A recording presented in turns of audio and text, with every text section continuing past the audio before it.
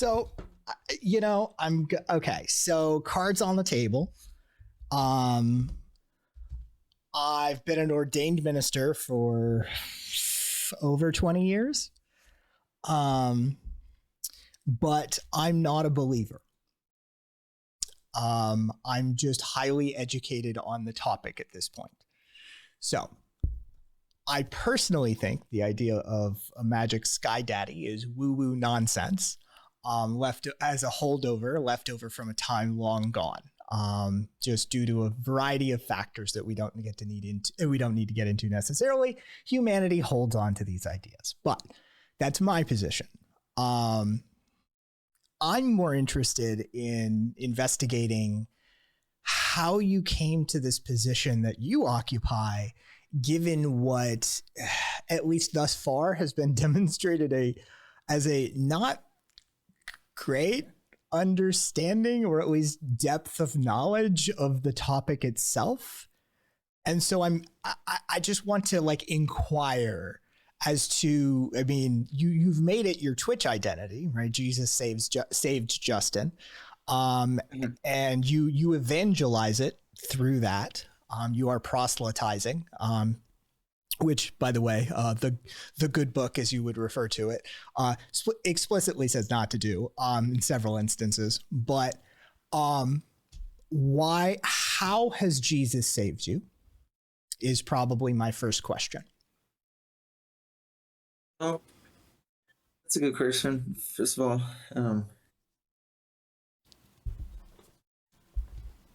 the way I understand myself is he just gave me new desires, and old desires passed away.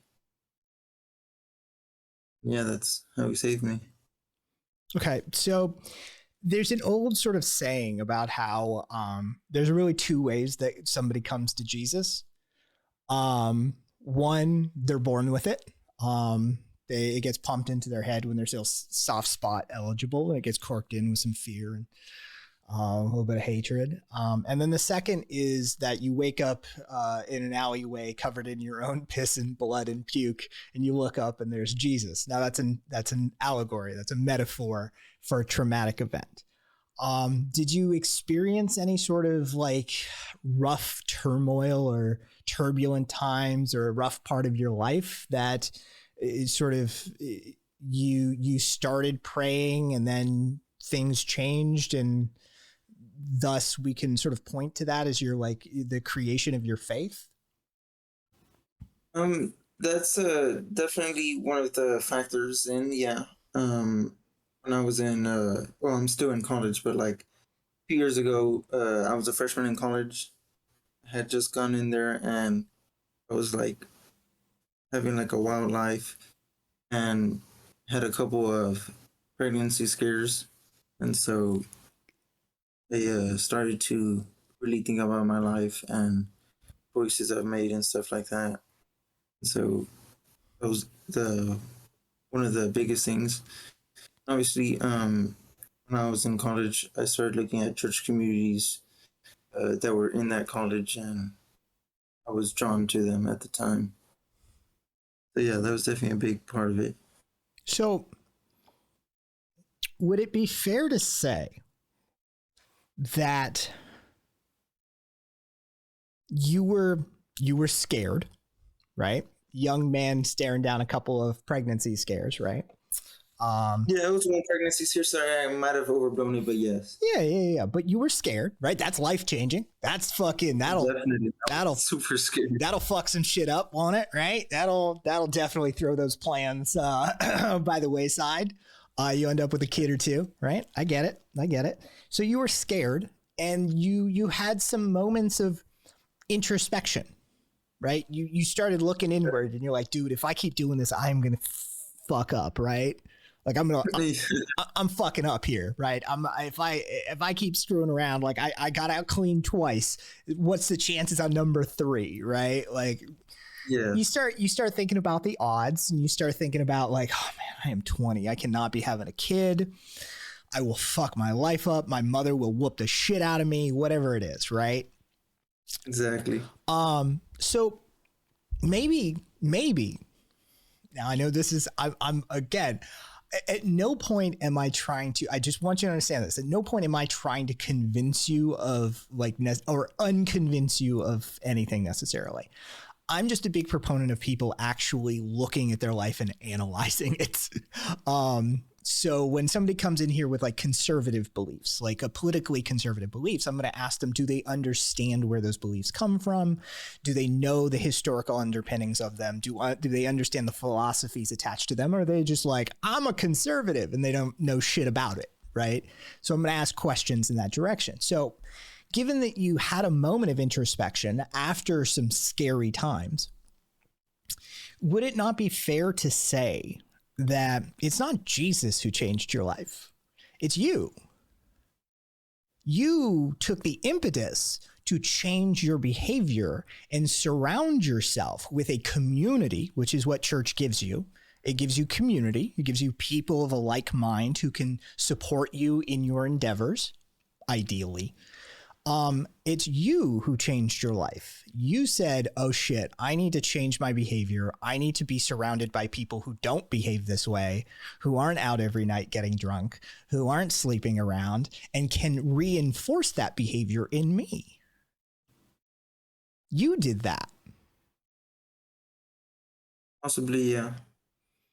So it's not Jesus that saved Justin. It's Justin that saved Jesus. I would disagree. I don't know how that even makes sense, but you are the one who keeps this idea alive, not the other way around. You saved your life. Jesus didn't do it. So it's the inversion of the expectations, or at least the inversion of the statement that I'm doing. So what did you find in that what did you find in that community, that religious community, that resonated with you? Well, it's more so of what didn't resonate. What's it called? Like, more of what I didn't want to hear than what I wanted to hear that resonated more with me. So, obviously, like, I had some fear struck into me, and so that fear kind of resonated more with me than if it was just like, so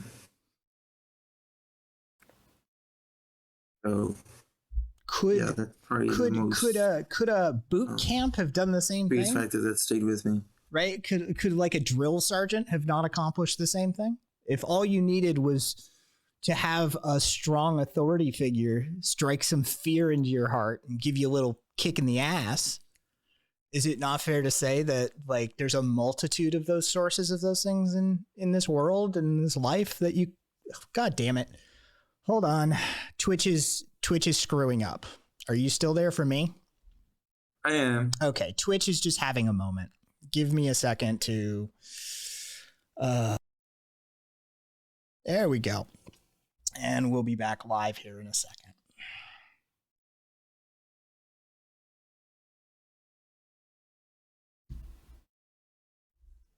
Anyway,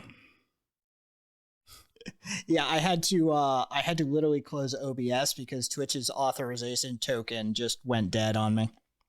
So it's all right. Yeah, Twitch is just great sometimes.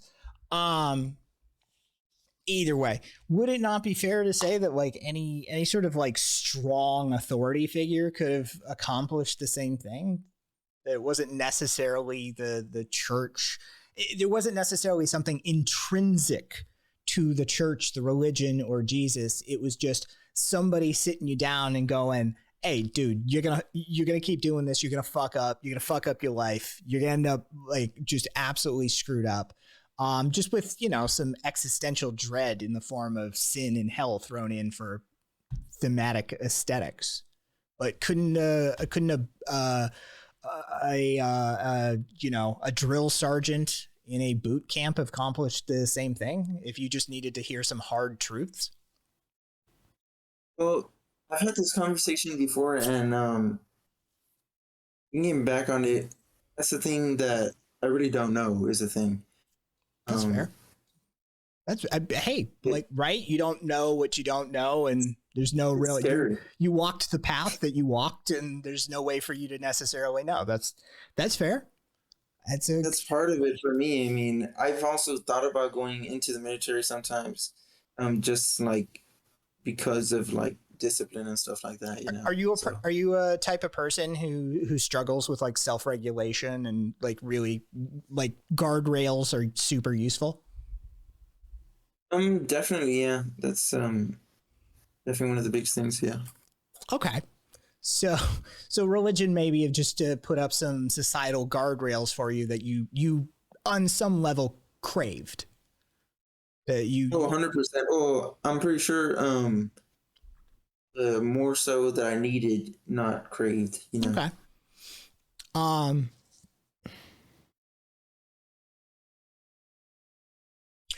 Do you think, have you thought about, let me put it that way, have you thought about achieving that via any other means? Or have you just, okay, no, let me ask it this way, right? Are you bought and like, are you sold? Are you sold on the magic of Jesus, or are you sold on the structure that this concept has brought to your life and that it's made your life better? So why would I turn away from something that's made my life better? Or do you actually believe that there's a supernatural force that has somehow improved your life? Yeah, that's a lot to take in, but I would say, I don't know, I feel like it's a combination, you know. Maybe it's just another reason is just the perfect timing, you know. Um, it's just great timing. It got me to change my life around, and yeah. And see, that's, remember how I prefaced it with, there's really two ways that people come to Jesus, right? And come to religion in general is usually how that psychologically works, is that it's passed on to you from a very young age. And your role models instill it into you, or there's some sort of traumatic event that creates a fertile ground for recruitment and indoctrination within some set of beliefs. And you can see this within multiple faiths, all of the faiths, and as well as multiple philosophies and lifestyles. Midlife crises fall under this category, right? Somebody starts considering their mortality and they're like, I'm getting a speedboat. Right? Like there's ways that people shake their lives up when they're confronted with some existential crisis. And you are facing down a very real pair of existential crises, as well as possibly other things, depending on how you ended up with those two pregnancy scares, right? And so it's really just to sort of like community. If you need a supportive community, there's ways to build that outside of church. There's ways to get that outside of religion. There's ways to get that outside of the military even. Hell, a good sports team can provide the exact same thing you're looking for. Right? You can't be sleeping around with chicks all the time. You got fucking like, dude, we got games, we got fucking athletics, we got workouts to do. You got to be on top of your fucking game. And if you knock somebody up, that's going to screw up the season. Like there's literal like other ways to provide this structure to your life that, hey, you may not want to investigate. You may be like, this is it for me.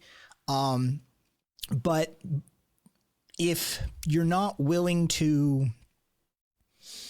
investigate any of those other avenues, I would beg you to actually investigate yours. Read the Bible, read criticism of the Bible, read the history of Christianity, read the history of like the major primary world religions. Familiarize yourself with the Abrahamic religions as a concept and a set of actions within the world over the course of 2 millennia. Understand their context within the greater scheme of human religion, and that they're a blip in time compared to some other religions. And that when we consider all of these things, it's like they're not necessarily the longest running. They're not necessarily, they don't have necessarily the proof. They don't have necessarily coherent arguments or logical cohesion within their texts. There's multiple, conflicts within the historical account as well as their account.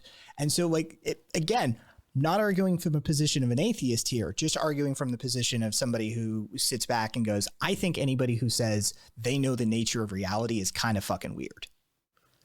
Whether you think you know the guy's name or not or whatever, I think a human who exists in an potentially infinite space as a finite being that goes, I know, that's a hell of a claim.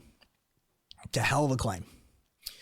So I would just encourage you to actually sit down and investigate this thing that you've chosen to make part of your identity and make a part of your worldview and structure your life utilizing, and see if there's any places that you find it lacking, and that if there's any potential alternatives that suit you better, because you're still young, man. You're fucking 20. You don't know anything and you haven't lived for shit. So there's plenty of time to decide the hell I'm going to be a Buddhist or whatever, man.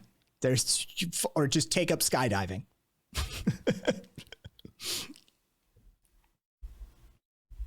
Well, that's interesting. Because there's lots of stuff in the Bible that I could read to you and quote to you and cite to you that you would definitely start to have questions, at least about America and American Christians and the nature of how Christianity has been sold to you. And maybe some of the characteristics it has. Jesus was functionally a communist. For all intents and purposes, if you actually read the Bible. Okay, hold on. First of all, I don't know what a communist is. How are you 20 and in college and unfamiliar with what a communist is? I just found it important to ask. Okay, I will answer that question, but I legitimately, are you a product of the, look, don't dox yourself. Are you a product of the Los Angeles Unified County School District? No. Okay. Some LAUSD bullshit. My God fucking damn it. Worst goddamn school district in the country. All right. So communism is a set of economic and social philosophies, ideologies, and economic policies that extend from a series of people that can be seen going back a ways. Infamously, you can point to something like Soviet Russia or Maoist China as communist nations, though we're not going to get into the weeds. Leftists in chat, calm down. We're not getting into the weeds for this person. Essentially, it's supposed to be a classless, moneyless society. So rather than the billionaires and the upper class, the middle class, and the lower class, and we all have if you don't have enough money, you don't get shit sort of thing. Just imagine if everybody was treated equal and had everything equal. That's the ideal. It's never been executed that way, but just for the purposes of discussion. It's a means of social distribution in which all things are held in common, including the means of production, meaning factories and supply lines, that sort of thing. So rather than go ahead. I never heard of that, so it's definitely something interesting. I'll research that. It's staggering that you've managed to avoid that degree of American propaganda. That in and of itself is staggeringly impressive. But so so here's a couple of passages, right? I'm just gonna read you a couple of passages from the Bible, your text, and you just tell me if Americans, like, you know a bunch of Christians, right? You probably know a few Christians now, right? You've grown up around them. Latino American, right? You've had to have known some Catholics at least in your day. So Acts chapter 2, verses 44 to 45. All who believed were together and held all things in common. They would sell their possessions and goods and distribute the proceeds to all as any who had need. Acts, again, chapter 4, verse 32. Now the whole of those who believed were of one heart and soul, and no one claimed private ownership of any possessions, but everything they owned was held in common. Acts again, chapter 4, 34 to 35. There was not a needy person among them, for as many as owned lands or houses sold them and brought the proceeds of what was sold. They laid it at the apostles' feet and was distributed to each as any had need. Are there any Americans doing that? Selling all of their possessions to live in common with everybody else and distributing all of that equally? I'm not sure. Maybe, but yeah, I don't know. Probably not most of the Christians, you know. Right? Like, this is the reality of the Bible. It's very prescriptive as to what is required from a Christian to be a Christian. And Christians often like to ignore those prescriptions. They like to declare them for other people. Well, homosexuality is a sin. Well, homosexuality is a sin in Leviticus, which is the Old Testament, which is a part of the Torah, which is a part of the Old Covenant made between Jews and God. And the Old Covenant was dissolved upon the crucifixion of Christ, and a new covenant was formed, dissolving the Old Covenant, rendering all of the old laws within the Old Testament no longer relevant. That's the purpose of the New Testament. So for a Christian to cite something like Leviticus and declare homosexuality a sin, and yet not understanding the sacrifice that Jesus made to dissolve those old laws, is quite interesting to somebody like me. Like, the Bible is very clear in some things. 1 John 2, 3 through 6. Whoever says I know him, meaning Jesus, whoever says I know him, but does not do what he commands is a liar, and the truth is not in that person. But if one obeys his word, love for God is truly made complete in him. This is how we know we are in him. Whoever claims to live in him must live as Jesus did. How did Jesus live, Justin? Well, haven't read my Bible as much as I should, but he lived good. He was poor. He lived itinerantly, meaning he moved around. He did not accept wealth. He hung out with prostitutes. He hung out with lepers, people who were social outcasts from society and looked down upon by the religious masses. This is who Jesus hung out with. He didn't have a roof over his head most times. He wandered the land, healing the sick. That's what he did. That's how Jesus lived. And the Bible is very clear as to what it takes to get into heaven as a Christian. You must live as Jesus did. Jesus didn't own shit. Jesus wandered the land penniless, hanging out with prostitutes and lepers. Does that sound like many Christians you've met? No. Definitely. There's I mean, I know a couple pastors right now who are struggling. Obviously, the way they get paid is a bit differently, and so I say there's some, but I'm assuming the majority is not acting or not living that way. Yeah.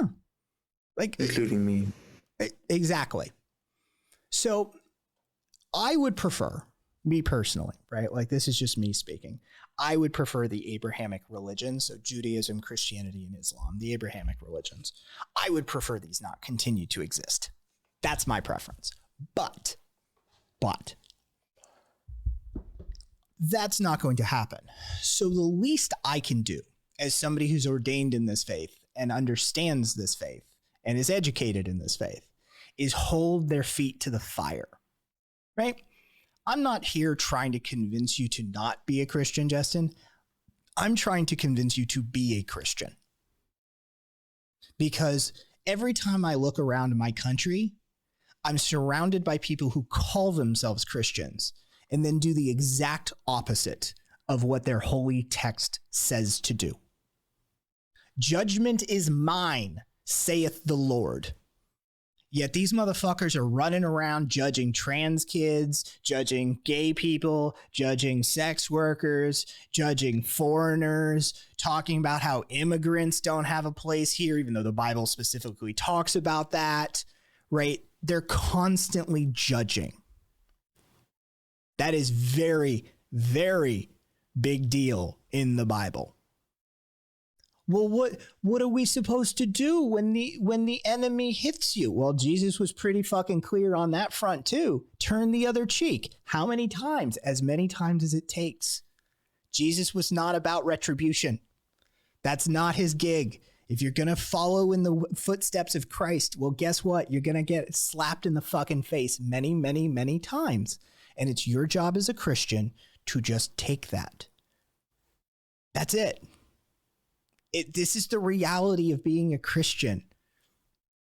Like, it is staggering for someone like me to look around the world and hear people go, I'm a good Christian. You support the death penalty. You support wars. You support oppressing the minorities amongst you. How are you a Christian? In what way are you a Christian? And so, as I said, I'm not here trying to convince you not to be a Christian. I'm just here trying to make you a Christian. Actually be one. Read the book, read what Jesus had to say, and do the thing. Because ultimately, I'm sick of hypocrites. I'm so sick of hypocrites. And Matthew spoke about hypocrites. Hypocrites. Isaiah was right when he prophesied, these people honor me with their lips, but their hearts are far from me. Their worship is false, teaching as doctrine the commandments of man. So, yeah, it's a big deal to declare yourself a Christian. It takes on a mantle of responsibility that most people, almost all people, are not willing to live up to. And then they hide behind, well, no person is perfect. I'm not Jesus. We can only strive. We can only try. Sure, but are you trying? Right? Like, how hard are you trying? Like, well, I go to church on the occasional Sunday, and I don't really read the book, and but I have Jesus in my heart. No, you don't. The Bible says you don't. That's not how that works. The book's very clear on that. It's very clear. So yeah.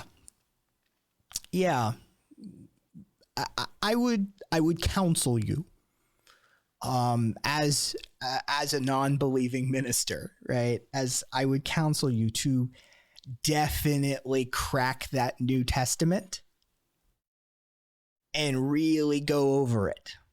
because there's some stuff in there that you need to know if you're going to be wandering around and saying that Jesus saved you. Well, there's a price to that.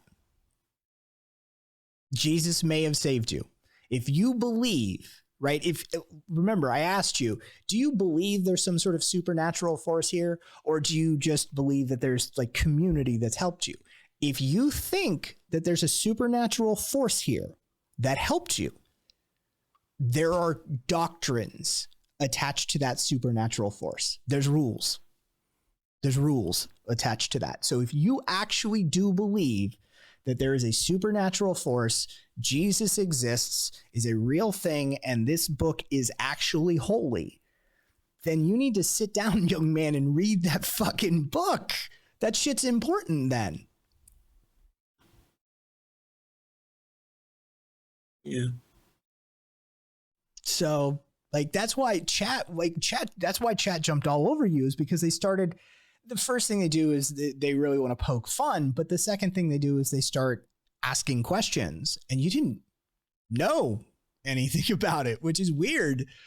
I mean, usually we find Christians don't know shit about their own religion. They're the least educated of the major three. Jews and Muslims know their shit way better than Christians do, almost universally. The general Jewish diaspora and the general Islamic diaspora know their religion much better than Christians do. Christians seem to be the least educated on their own religion, and that's why somebody said vibalism. It's just vibes, man. For most Christians in Western nations, especially America, you guys just seem to be going on vibes, not the actual scriptures, not the text, not the doctrine. It's just vibes for you lot. And it's like, man, that's infuriating to the rest of us. Like, the Bible's very prescriptive about how you're supposed to be living your life. And so if you think that Jesus gave you gifts, if you think that Jesus like hooked you up, you kind of owe him. There's a price. There is a price for Jesus's salvation. Otherwise, well, there's a cost. And if you believe, then that cost is to be cast out from the eternal kingdom, aka hell, aka damnation. That's the cost. You either do what the book says, or, well, the alternative happens. Someone like me would sit over here and go, it's all goofy nonsense, my guy. It really is. There's some good ideas in it, though. There's some good ideas in it, though, from time to time. I don't hate everything Jesus said. I don't hate everything the apostles said. I don't hate everything in the New Testament. There's some good ideas, man. Loving your neighbor as if you love thyself. Fucking accepting the foreigner in a foreign land. Good idea, man. Good idea. Fucking taking care of the least amongst you. Taking care of those in need. Yes. Great ideas. Let's do this. Yeah. But I find Christians don't do that. So, any questions? Comments? Concerns?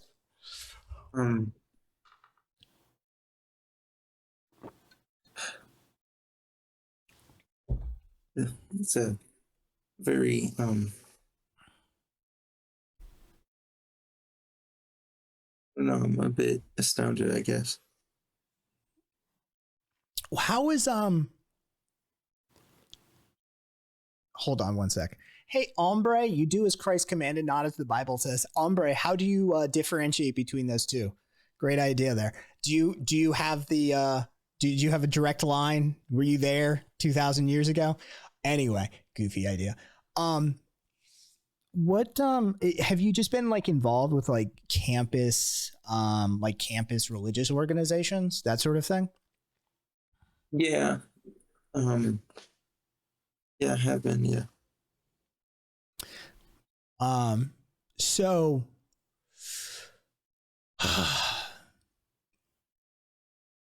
what do they what do they do? Are they just sort of social clubs that Well, mostly just give food and a couple like sermons. That's about it. Cool. So spitballing here, just an idea. The next time you go to one of these things, right? Why don't you suggest doing some shit Jesus would suggest?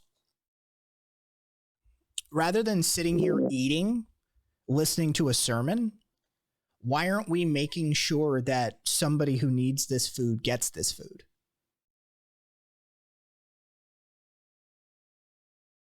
When are we gonna like do some stuff? When are we gonna feed some homeless people?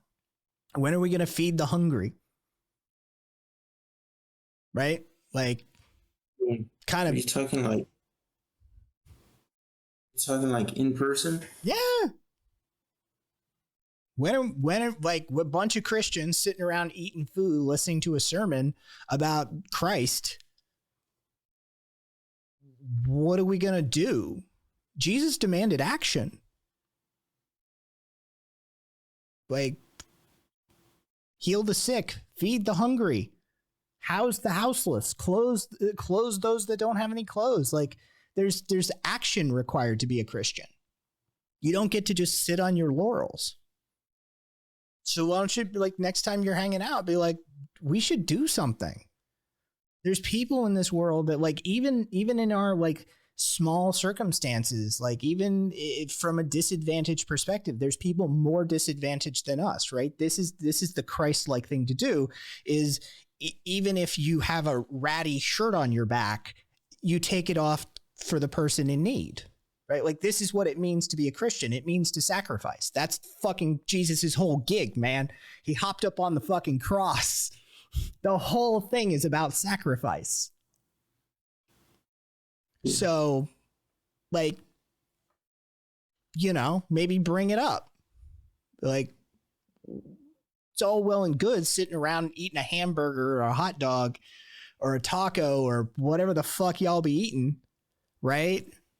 But, and listening to a sermon, but when's the Christianity happen? Maybe try and get them to do something. Like, we got people, we got a group, we're capable of doing something. There's some hungry kids out there. Why aren't we trying to feed some hungry kids? You're 20, man. You got infinite energy at that age.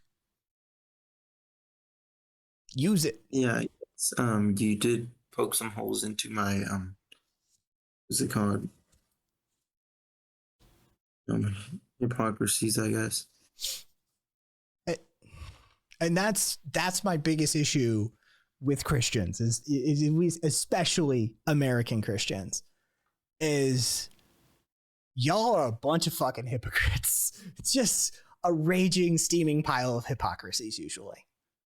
And it's like, you don't get to call yourself a Christian if you're not one, right? Like, that's, you don't, okay, so like, hey, I'm a surfer. Oh, cool. When do you surf? Oh, I don't.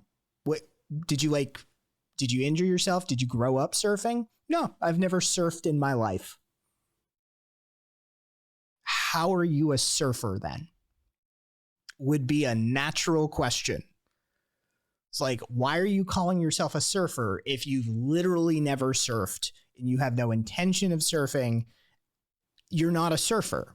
Well, if you don't behave like a Christian, how do you get to call yourself a Christian? You don't. Yeah. Hence my biggest problem with Christians.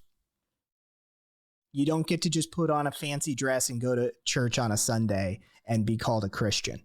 It's not how it fucking works, man.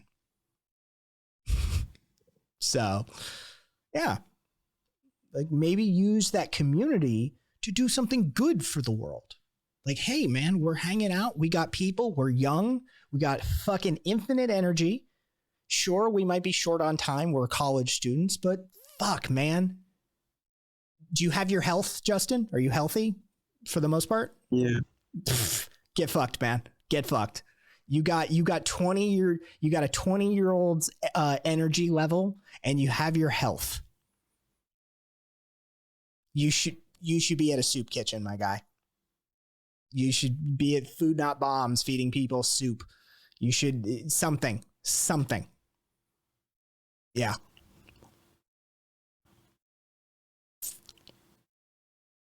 Yeah. So read the new book, the New Testament. Read the New Testament. But remember, Jesus was just about treating everybody equally, treating everybody fairly. Right? That was the whole gig, man. You turn the other cheek. You treat them as if they're yourself. You don't fucking judge them, no matter what. No matter what anybody else says, no matter what that pastor says, no matter how they interpret it. Judgment is mine, saith the Lord. Everybody else, you just treat them like they're yourself. And if there is some eternal retribution to be had, God will met that out, not you. You love your neighbor.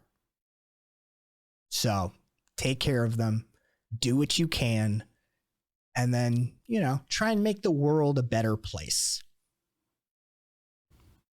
That's the best thing you can do, man. If you want to claim this mantle, then welcome to a lifetime of self-sacrifice and service to others. That's what it means to be a Christian in its ideal form.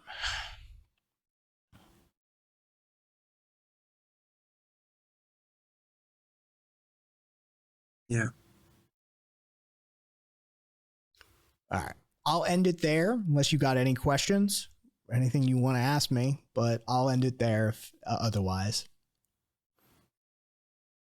Nothing much. Thanks. All right, man.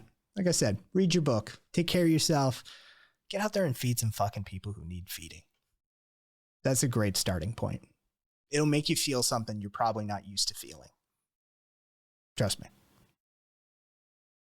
Okay. It's nice talking to you, man. Take care of yourself. Hang out.